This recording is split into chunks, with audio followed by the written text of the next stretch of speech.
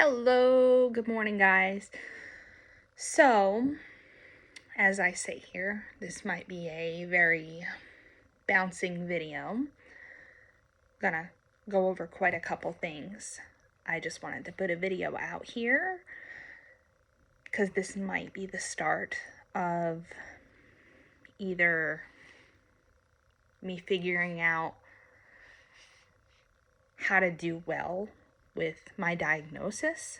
And I'm going to go over a couple of my diagnosis here in a minute. And it might be me falling flat on my face again.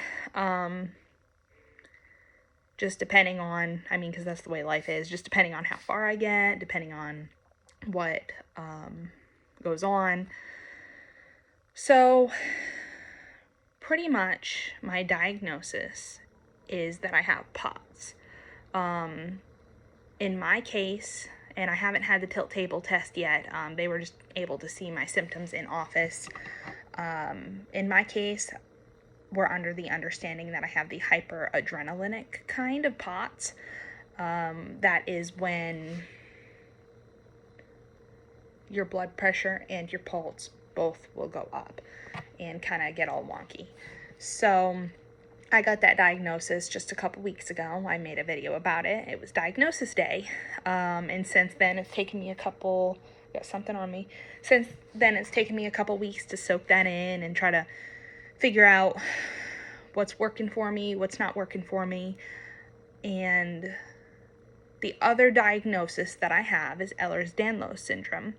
And so that one will cause loose joints. I pretty much can bend all different ways. I'm gonna try not to do so many circus tricks. But yeah, that's just a little bit of pressure. Just everything is kind of all wonky. My shoulders will come out. You can barely see that. I don't know if I'll be able to see this or not. Don't mind my mess. My house is an absolute disaster these last couple weeks. So here, I'll go out this way. My legs, just both of them, kind of bend out. So I do have issues with my legs, my hips. They sublocks and come out. You can't even see that. Yeah, now you can kind of see it. But anyway, excuse my mess. But that's kind of what Ehlers-Danlos syndrome does. Of course, with those two diagnoses, I have other symptoms as well. I have a lot of neuropathy in my hands. My teeth are very, very crowded, and that's from the Ehlers-Danlos syndrome. I have they call it a tori, I think. You can see all the bumps in there. That causes a lot of pain, and they want me to go to like a surgeon for it, but I'm in Arkansas and it's cool. They don't have dental insurance for sick people, and I can't really afford it right now. So I haven't been to the dentist. It's probably why they say a lot of people from Arkansas don't have teeth. Yeah, because we can't be seen. It's great. And the other thing is that it does for me is it makes my skin super, super stretchy. I'm not sure if you can see this. Super, super stretchy skin that doesn't go back. I know it looks like I'm dehydrated, but I'm not. Well, I probably am. I'm like chronically dehydrated with my POTS. It causes me with my POTS, I'm going to jump back to POTS. POTS causes me to sometimes be a little out of breath. It causes me to feel dizzy. It causes me to have blood pressure issues. Like when I stand up, my blood pressure sometimes it'll drop, but sometimes it'll go all the way up. And now I've also had anxiety. And that's like something I've always had because my doctor was like, oh, it's just anxiety. It's just anxiety. Oh, your blood pressure's that way because it's anxiety. Oh, your pulse is that way. It's just anxiety. You need to get on a psychiatric medication that you take every day. And I'm like, nah, like, dude, something's wrong. I'm sick. It got to the point, and I'm going to talk a little bit about gaslighting here. it got to the point where my doctor was like, you're just wasting my time because you don't want to take the medication, the psychiatric medication, the frontline psychiatric medication I want to give you. You don't want to take it, so you're wasting my time. And I was like, okay. Everyone's saying, you know, I need to change doctors and all that good stuff, but it's not that hard. It's not that hard. It's not that easy when you're on a state health insurance, which I am, because I'm not bringing in enough money and I have kids, and so I'm on state. And that being said, certain providers, there's only a few certain providers that I can see that do accept state. And then on top of it, those providers have to be accepting new patients, because I would then be a new patient to them. And then on top of that, I am a complicated medical mystery. And so a lot of doctors aren't comfortable taking care of a patient with my diseases or complications or whatever you want to label them as. So a lot of people are like, oh, you have Ehlers-Danlos syndrome? I can't see you. That's too advanced for me. And now it's not just Ehlers-Danlos syndrome. It is POTS and Ehlers-Danlos syndrome. They also say that to an extent, I am post-military. I am post-EMS, post-firefighting. They say that I probably do have some PTSD going on, because I've spent so much time in EMS and military service that now those things could be coming out. On top of it, I was a body removal technician for a while, where we went in and I would remove the deceased from the area that they had passed away in. And so I also did that. So those are some things that could be causing me some PTSD, but I think it's pretty well, if I do have it, which I think I do, it's pretty well controlled without medication. I feel like it's my right to, as long as I'm competent and not hurting myself or anyone or feeling, you know, suicidal or anything like that, because I'm not. I think that I have the right to choose not to take medication. I think that, you know, I have the right to try to increase my exercise, to maybe lose a little bit of weight. But that's, it's like a catch-22, because it's hard when you're also disabled. Like when you try to stand up and your blood pressure goes all wonky, it's hard to exercise. That being said, I think that there's natural things that I can try to do to lower some of my anxiety symptoms, like eating a little bit better and making sure that I'm not having blood sugar issue dips. I'm not diabetic, but everyone's blood sugar drops a little bit. We all get a little cranky and sometimes a little shaky, and that can cause some mood changes as well. So I think it's important to make sure that we try to eat well and give ourselves good nutrients. That being said, I did today start a little book of what I'm eating, when I'm eating, and the calorie content. I'm not trying to go on a diet here, but I would like a good idea of how much fluids I'm intaking and how many calories I'm intaking, and like at what times I'm eating. Because sometimes with my POTS, I am nauseous and I'm not feeling well. And then sometimes I don't eat until like 1, 2 in the afternoon. And I mean, it's just, I have no routine. And I'd like to build a better routine to see if that'll help me feel a little bit better. Keep saying, I need to stop. It's hard not to say, So yes, I'm starting a little book, a daily book, food blog, to try to track what I'm eating, when I'm eating, and seeing how much I'm actually intaking. Some days I eat a lot, some days I don't eat a lot. I will say that I just got over, and I hope that I'm over it, a 6-day tummy bug.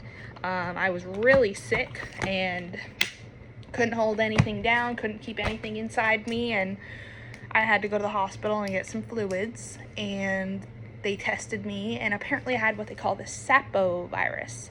Now, because I'm kind of a little wonky and my body can't regulate itself, it affected me a little bit worse than it would the average person, because a lot of the times the sapovirus apparently only really affects kids. But guess what? Here I am, 30 years old, and I'm like, I'm dying. Not really, I wasn't that bad, but I definitely needed some fluids because I was quite a bit dehydrated. It hit me hard, and it lasted for about 6 days for me, and it was rough. I mean, it affects my system more than I was like, oh, I can't do anything. It wasn't really like that. It was my system wasn't processing. I couldn't process any food.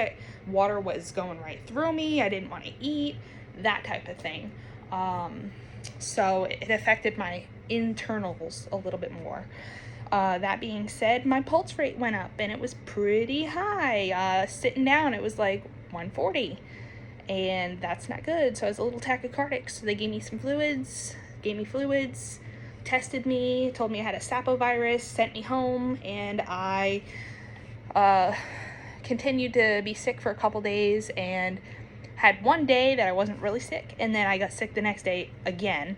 I took some Imodium, and that made me feel, I mean, I guess it didn't really change the way I felt. It just stopped the symptoms that I was having at that time. And since I've taken that, I have been just fine.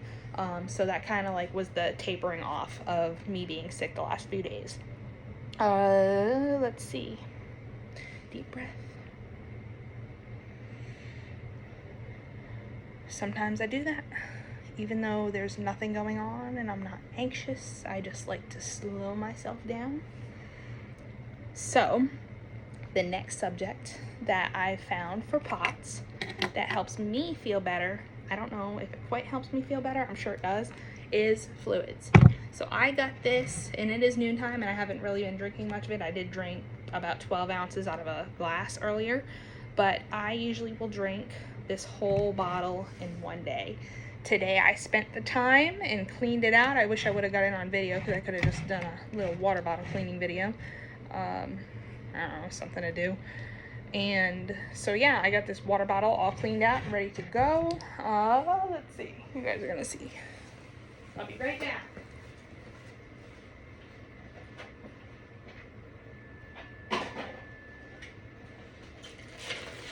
Okay, so you guys don't have to do this or anything, I'm just giving you ideas. So I always take this clip. This is a Mama Go clip. Go Mommy, I think. Anyway, it helps with groceries. It helps with a lot of things.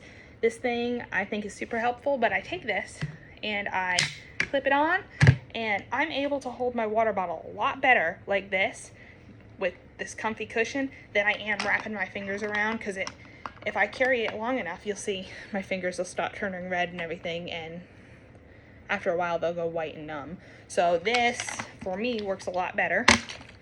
And I can also clip it on my to-go bag that I have. I have a bag. I don't know where it's at. It's a backpack. So I just take it and I just clip it right on the side, and I can pick up my backpack. Oh, there it is. Look, it's right in front of me. This is my little to-go bag. I clip it right on here. Just right on the strap.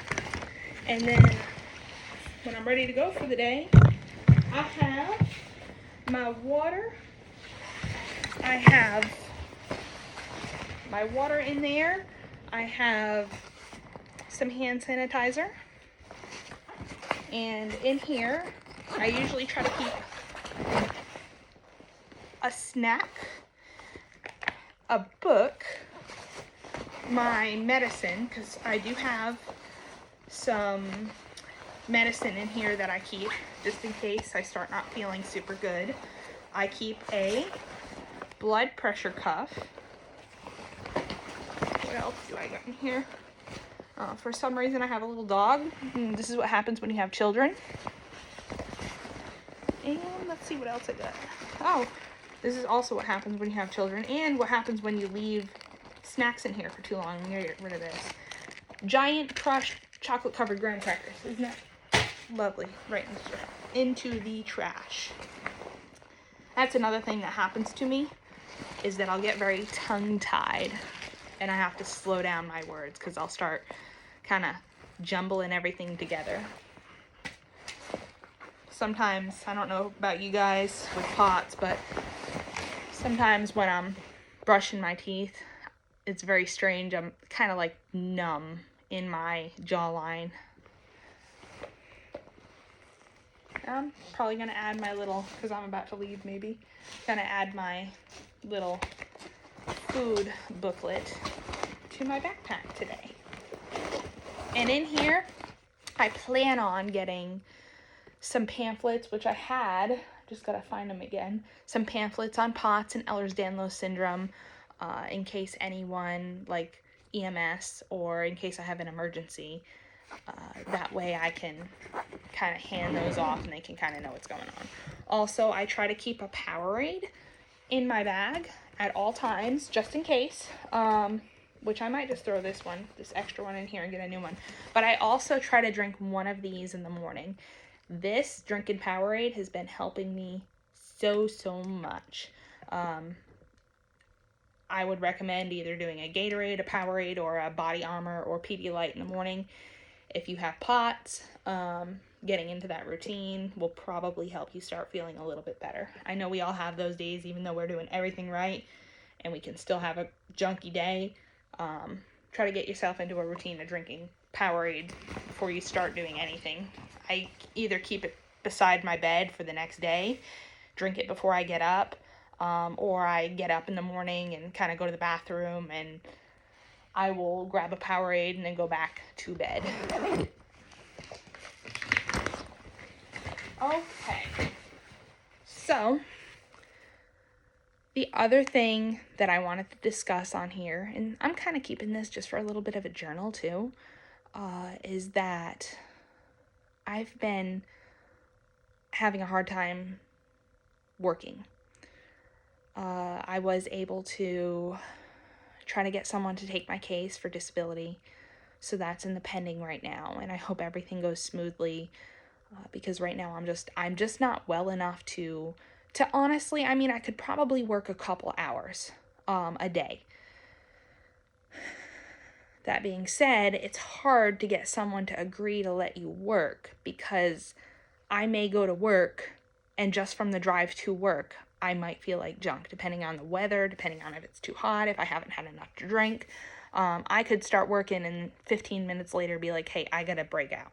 And so it's really hard when you just can't hold a job, because you have schedule work, clock work, and people don't want to pay you for taking a break or for feeling bad or anything like that. So it's been a change for me. So I can't really hold a job, so I'm really struggling financially. That being said, it's also hard for me because I used to be super active. I used to do Taekwondo. I used to be an EMT and a firefighter, and I was in the military years ago. And I was diagnosed with Ehlers-Danlos syndrome and discharged from the military. But so it was an honorable discharge, but I was active and I've always worked all my life and I've been in the medical field.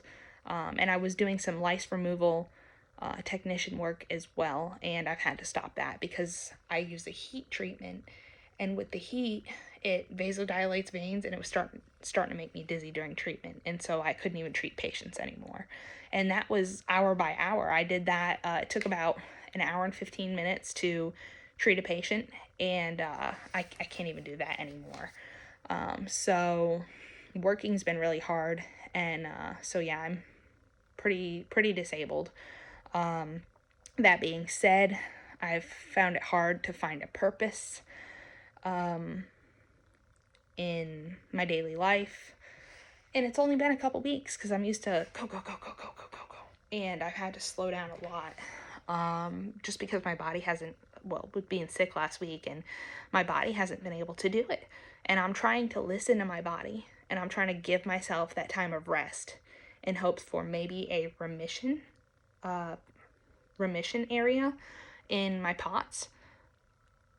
So, because if we don't listen to our bodies with POTS, then we could potentially keep inducing these flare-ups that we're having. So I'm really trying to work with listening to my body as well.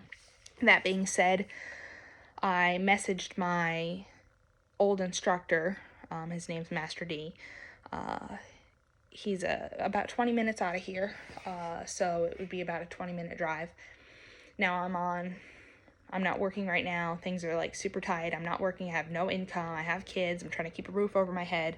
I'm not like looking for charity work or like charity, but at the same time, I like messaged him and I said to him, I said, hey, would it be possible that I clean for a couple hours in exchange for some instruction for Taekwondo? I'm not looking to get back into classes because I don't physically think I can do that, but I'd love to be part of the group and I'd love to have something to do with myself. I'd love to have a little bit of motivation. Taekwondo provides motivation. It provides structure. It provides positive environment. It provides being part of a group community. There's so many things that Taekwondo really can do,